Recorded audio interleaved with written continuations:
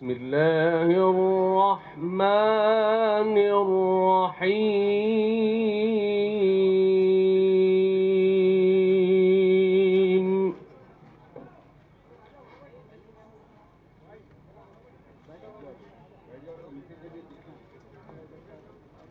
क़ुल हुवल्लाहु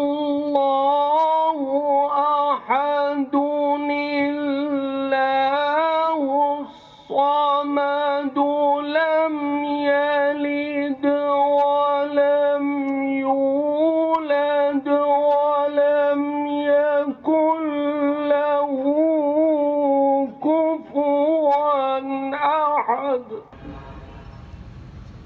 अभिनंदन, अल्हम्दुलिल्लाह सही सलामत वापिस आ चुके हैं। कल पाकिस्तान के फॉरेन मिनिस्टर का इंटरव्यू सुनने का मौका मिला CNN पर और BBC पर। शाह महमूद कुरैशी साहब, फॉरेन मिनिस्टर शाह महमूद कुरैशी ने बयान दिया कि हां, हमारे पास मसूद अजहर है, बीमार है। तो टीवी वालों ने पूछा कि एक्शन क्यों नहीं लेते? तो फॉरेन मिनिस्टर वजीर खारजा ने कहा कि आप एविडेंस दीजिए जो हमारी कोर्ट में टिकेगा। है अक़वाम मुत्तहिदा ने जैश ए मोहम्मद पर पाबंदी आयद कर दी। प्रोस्क्राइब ऑर्गेनाइजेशन है, बैंड ऑर्गेनाइजेशन है, इससे बड़ा प्रूफ क्या चाहिए आपको? और ये कह रहे हैं वजीर खारजा पाकिस्तान के बहुत बीमार है। अच्छा, मरा नहीं, बहुत बीमार है। ऑर्गेनाइजेशन बैन है। हम तो सिर्फ उनको बताना चाह रहे हैं, बहुद्दीन ज़करिया रहमतुल्लाह अलैह की हाल को बताना चाह रहे हैं कि सिलसिले सुहरवर्दिया का उसूल रहा कि जो बात दिल से निकलती है दिल पर असर करती है, जो बात दिल से नहीं निकलती वो सिर्फ जबान से खारिज हो जाती है।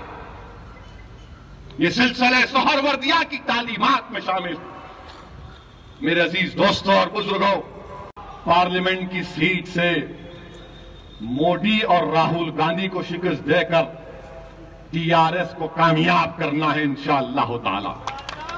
अब इस पर भी सवाल करेंगे, नहीं कल इन्हें जीत के वहां चले गए तो अब तो जगन की भी तायीद करना है आंध्रा जाकर। चंद्रबाबू नायडू आए थे हैदराबाद, बहुत काम किए। तो सालार ने हमको एक बात सिखाई जो मैंने सालार के कदमों के पास बैठकर सीखी। बहुत सी चीजें मैंने सीखी। 94 का असेंबली इलेक्शन याद होगा, जब 94 के हालात बुरे थे तो 1 महीने तक दारुसलाम को लोग जरा कम आते थे। तो मैं सालार के साथ बैठता था और उस 1 महीने में सालार ने मुझे बहुत सिखाया। अभी तो आप खाली 10% देखे उसका। तो कायद ने यह भी सिखाया कि मियां याद रखो, कभी किसका खर्चा रखना बाकी नहीं। किसका खर्चा रखो, इन लोग को अदा कर दो फौरन। तो सियासी खर्चा है जो चंद्रबाबू नायडू का हम पर है, उसको अदा करेंगे।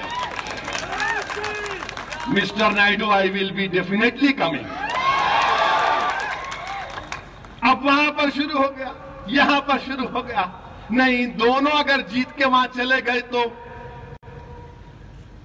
अरे भाई, मेरी जिंदगी का भरोसा नहीं, मैं सुबह तक जिंदा रहूंगा या नहीं रहूंगा, आप किस बात की गारंटी दे रहे हैं?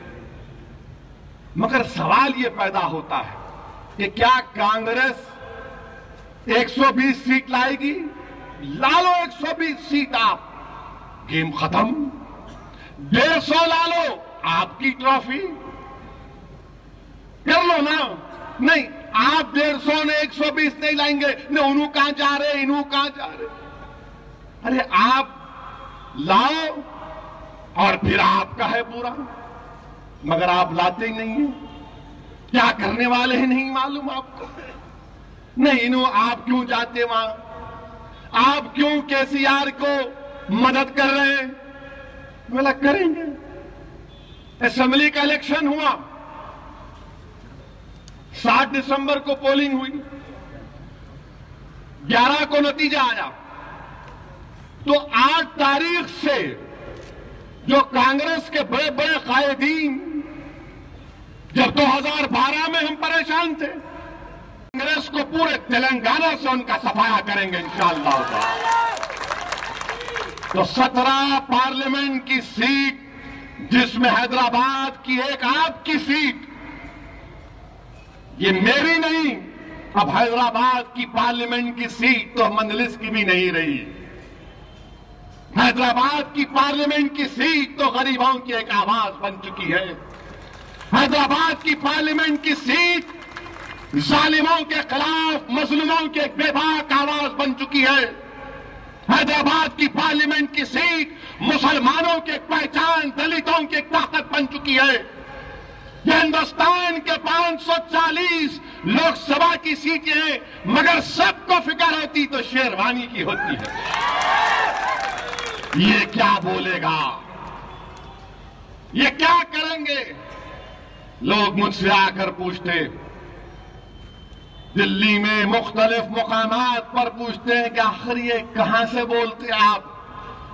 मिला हमारी दारुस्सलाम की सरजमीन की तासीर है, हमारी जमात में वो ताकत है, और अल्लाह का सबसे बड़ा अल्लाह का करम है, सदका है नबी करीम सल्लल्लाहु अलैहि वसल्लम का, दुआ है औलिया अल्लाह की। अब्दुल वाहिद